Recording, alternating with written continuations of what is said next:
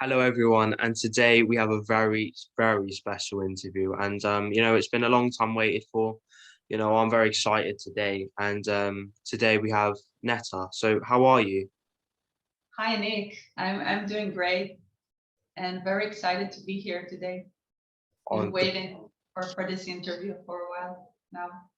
the pleasure's all mine. And just to start off, I would love to thank you for being a very dear friend of my family and supporting us for quite a long time now. And I've never been to Israel, but it's very beautiful as well. So yeah, there's also just to Okay. start it off, I'd just like to know a bit about what you do and what you've done in the past and what you're doing now and what your plan for the future.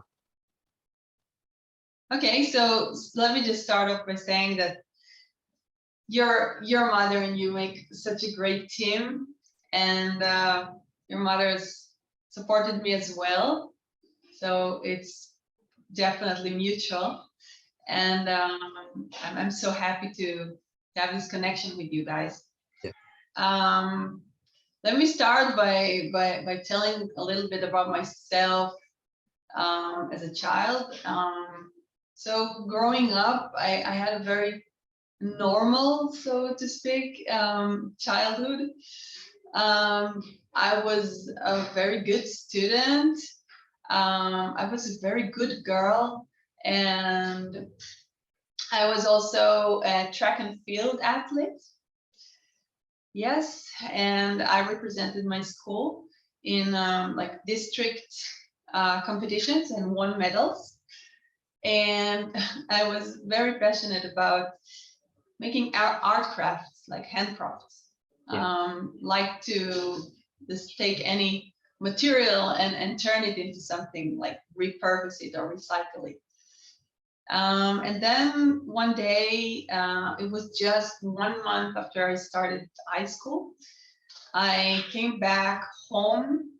It was Friday afternoon. I cannot forget that day. And just out of the blue, within half an hour, I became paralyzed from my shoulders down. And that was pretty immediate.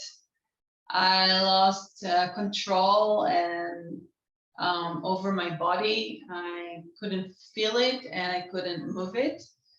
I was admitted to the hospital, to the nearest one. And luckily, we lived closely to the hospital, and they took me in an ambulance, and started just testing and running tests, regular tests or special tests, whatever.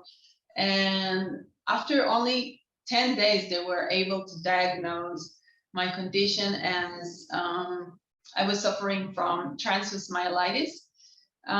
This is a very rare neurological syndrome that inflates your spinal cord. And in my case, it was just inflating the vertebrae, the highest vertebrae, C3, 4, and 5. So I became a quadriplegic.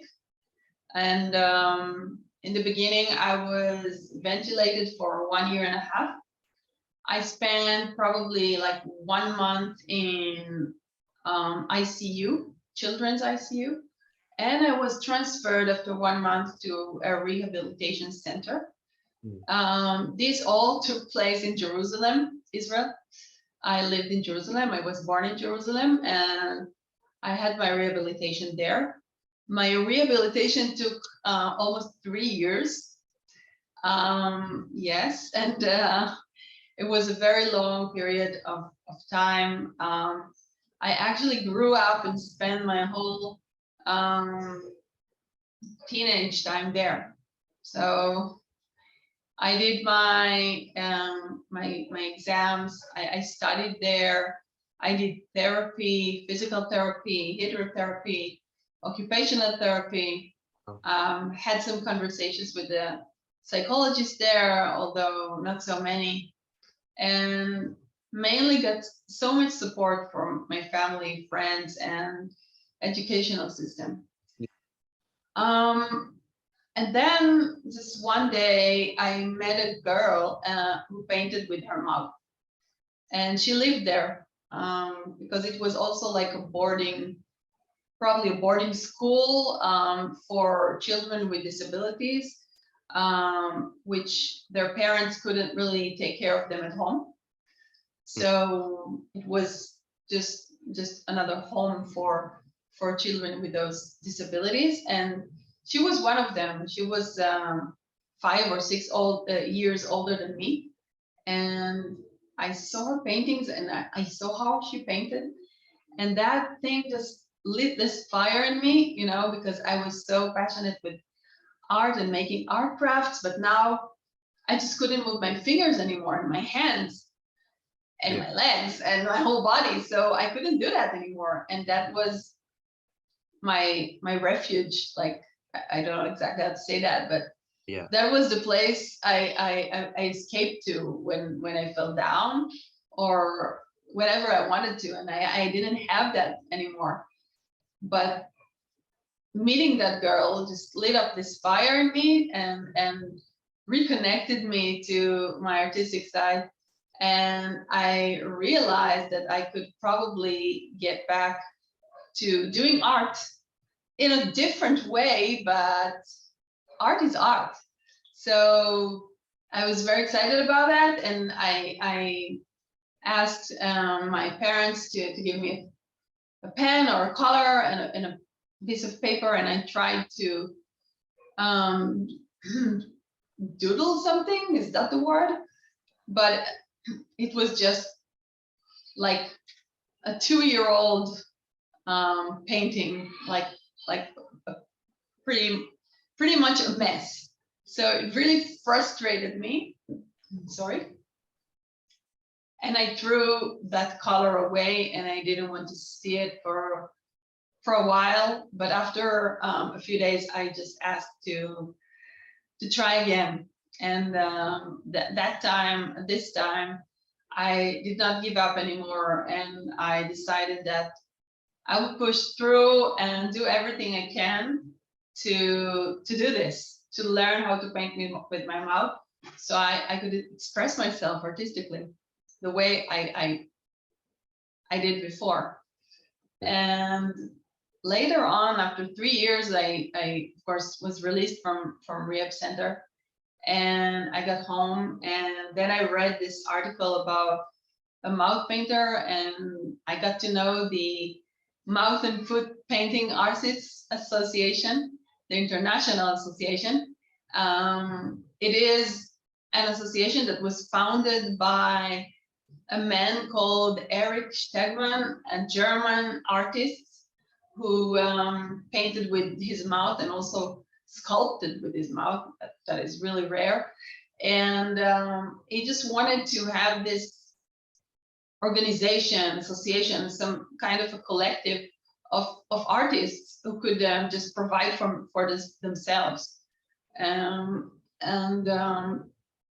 they started by taking these paintings and print them on various products and sell the products. Yeah. And this is how the association supported its members and was able to recruit new members. And the association just grew and grew. And today we are around 800 artists around the world, including England, including Wales, including the whole United Kingdom, and including Israel. In Israel, we have 15 artists. And I was accepted to the association in 2003. Wow. So yeah, that was a major milestone in my journey. Today I am an associate member, and I will probably tell you a little more about what I do with the support from this association. On a personal level, I have two amazing boys. I became a mother. I got married I also got divorced and I remarried, and I feel I just live full life. So that's in a nutshell my journey so far, past and present. That's amazing. That's absolutely incredible. And I've always said this because, you know, I think art has like had a massive effect on my life as well. But there's a story behind everything, you know, no matter what you paint, whether it is, you know, a doodle or is it a magnificent art piece, there's always a meaning behind it. And it kind of shows your journey, but just, you know, on a canvas or a piece of paper. So that's why, yeah, exactly. And I think it's really important, you know, people find, you know, their, I'll not say hobby, but their passion, you know, to follow in life. Because I feel, Yes, yeah, yes, and this passion is um it's also therapy, you know, exactly. therapy for the soul. It played a huge role in my rehabilitation too. So yeah, I agree. It is it just passion, therapy, and also a hobby. Yeah, but in my case, it also turned into a profession. Exactly. And that's what it like, it sort of like builds up and it's like, it's a journey.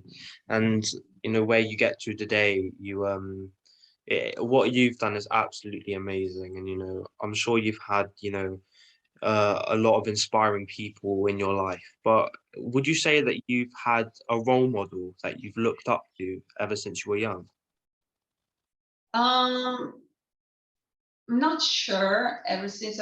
Well, yes, actually, just right off the bat, like it's my mother who I look up to. She was so committed to me from day one, and especially when this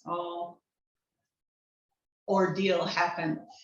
Um, she just left her job and took a leave of absence, and she stayed by my bed. She was fully committed to me, Amazing. and she just never gave up. And also, whenever I was down, she lifted me up, and and yeah, she's a role model to me. Yeah, She and also my father, they're very strong, and they never accept no as an answer. So they kind of like did everything they could for me to get the best treatment and the best whatever there is, you know, like the best treatment. For example, I was ventilated, and most of the doctors said that I wouldn't be able to wean off the vent. But they did not accept this answer, and instead they just went and looked for a specialist in this subject, in this area, and they found her, and she worked with me for a year. And after working with her, I was able to wean off the vent, and I just became, you know, independent in my breathing and my ability to cough, etc. So doctors do not always, you know the answer, and you need like strong and committed and like strong parents that will fight for you and yeah, just let you focus on what is most important, and that is healing and rehabilitating, because you cannot do all, you cannot fight all these fights for you by yourself or for yourself. You need someone to support you, and I had that support. yeah. And I think, you know, a family is very important because it might not have to be like biological, you might not have to be related to them. It could be like a friend, but if you have a family Definitely. to support you and to help you, and you know, to help you in your lowest points and to be there in your highest points as well. And you can't go, you know, through you know, a situation on your own. You always need people to be there for you, and I think that's very important. Yes, I totally agree with you. Yeah, yeah, um, it's very important, yeah, for the process. yeah. And obviously going back to your accolades, I know that you've had some really amazing experiences and, many different organizations. I think you touched upon one that you joined in 2003, and obviously the great You Can, and I was kindly allowed to share my platform on there. So I would just like to know a bit more about that, if you could tell us. Sure. Well, I don't know if you know that, but UCAN was founded by an Israeli man named Moshe Gaon, and his son had a very rare disorder, and that has actually started everything. So in the beginning, it was all in Hebrew. It was a Hebrew-based, website, and I think they reached out to me and asked me to maybe share my story there if I wanted to, and I was, happy to share it and maybe give inspiration to other people in my condition. So I wrote my story and published it on the platform, and then a few years later they reached out to me and said, "Hey, You Can really grew, and we now want to translate it to English." And they just worked with me on translating my story, and then it has received more Yeah. exposure, and I got more feedback.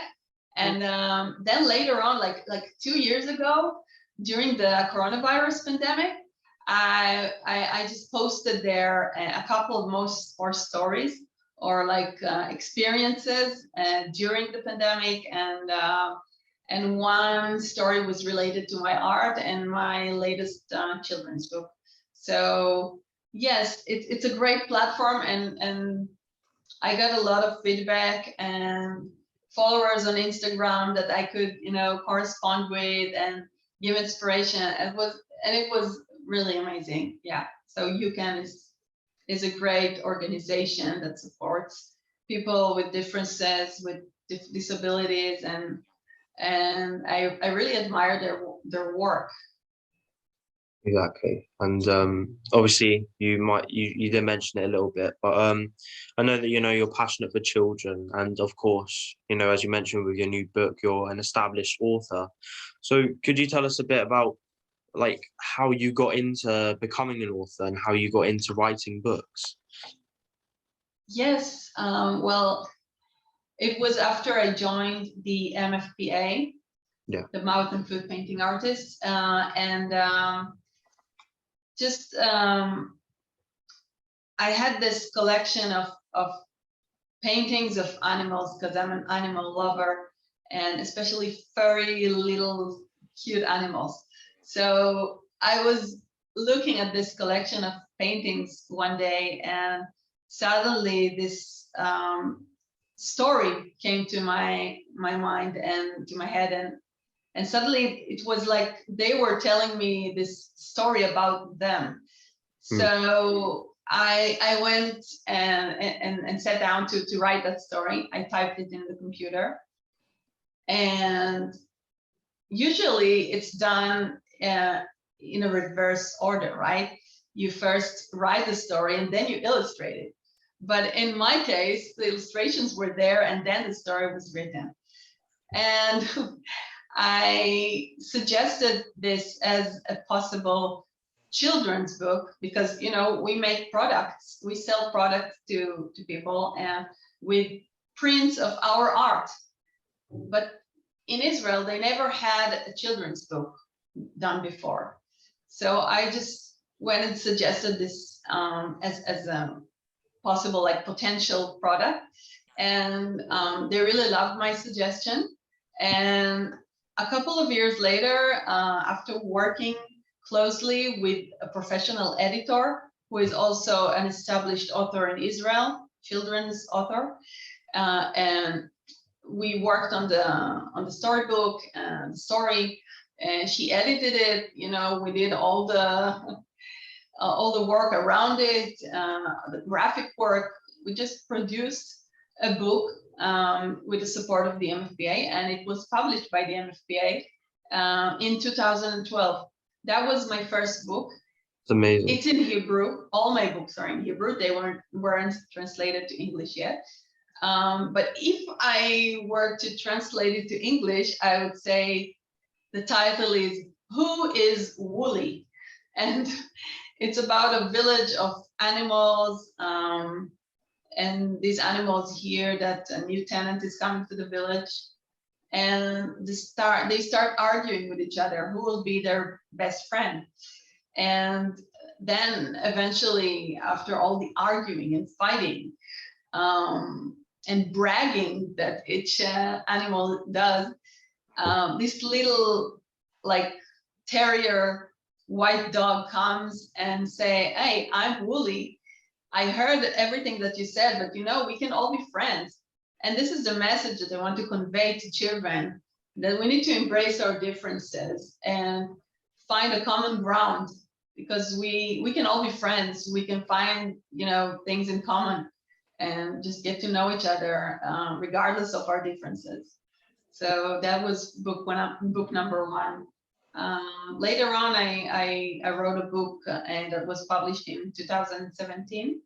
The title in English would be Sniffy the Shrew. A shrew is a very funny animal that not so many people know about, but it's like a mouse with a very long nose. Yeah. So Sniffy is a shrew that likes to poke his nose into all kinds of weird places, and his mother tells him to be careful because a danger, might come. It could be dangerous to stick your nose everywhere, but he keeps on doing that, and eventually, due to his curiosity and courage, he is saving the Shrew village from fire. Thanks to his sense of smell and curiosity. So that is book number two, and book number three was published just 1 year ago. It is a collection of poems about fantasy and imagination in children. My eldest son was an inspiration to some of the poems. And there is also a poem about a girl in my image and spirit. She's disabled, but she overcomes her disability and fights, and she does that with the help of a unicorn, a flying unicorn that she goes out to a journey with. So yeah, it was important to me, to bring the disability world into the children's books world. Yeah, that sounds absolutely amazing. I know it's I know it's not easy to write a book. I'm not the most creative mind. I can't, write one, but I did write, a very basic one when I was 10, and wow. Yeah, and there was yeah, I know it wasn't the best, but it was celebrating our differences, and as you said, I think that's very important, more now than ever, because I think looking at each other and looking past the skin and bones and look deeper, and just to realize we all have something to offer to the world, and exactly make a difference. Exactly. Yeah, you and said it. Yeah, and moving on, I know that the world is facing a lot of problems now, and I think more now than ever. We are in a rougher time because of COVID, but I would like to know from you, if there was a problem that you don't think has been highlighted, or you don't think's got enough recognition, what would you say that problem is? I would say lack of affordable education. Yeah. In both in poor countries, but not only. I think education is key to social and economic mobility. Yeah. and it helps, bridge the gap between poor and rich, between disabled and non-disabled. And it's really important to invest in education. And right now, not everybody can get education, especially academic education. And this like increases the gap. I think especially technological education is very important, because the world's need it in order to evolve and develop. Exactly. And I feel like, even in England, people are getting education and it is accessible to most, but, there are, some children who, might be going through some family issues or some issues, with their mental minds. Obviously with lockdown, it hasn't helped at all. And I No. think there should be more done to, make it easier for the child to go to school as well, because a lot of kids are struggling at home now, especially people are losing jobs, and Right. and also, yeah, as you said, in countries where there's been an economic crisis and there isn't easy accessible education, it's terrible, because I feel like if there's one thing everybody should have equally and have all the right and access to, is education, because it's so important. Yeah, it leads to just equal opportunities, and that's all a person needs sometimes. It's just the opportunity to do something with his life, and because sometimes they just have a lot to offer, but they don't have that, and they have the potential, but they don't have that opportunity. So that's exactly what we need to give and make more accessible, like you said. And we're running out of time in this interview, so I'm going to ask you one more question. It's been absolutely amazing speaking to you, and you're such an inspiring person, and it's You too. Really, the time is flying. yeah, and we'll definitely maybe do this in the future as well, because you're such an Yeah. interesting person to speak to, and it's amazing. But just to ask this one question: if there was a quote or a message that you say you try to live by, what would that be? There is a quote that I love and I live by like every day. And also I mentioned this quote in my lectures and meetups with children and with grown-ups that I conduct, so or host. This quote is associated with Albert Einstein. And it's, in the middle of difficulty lies opportunity.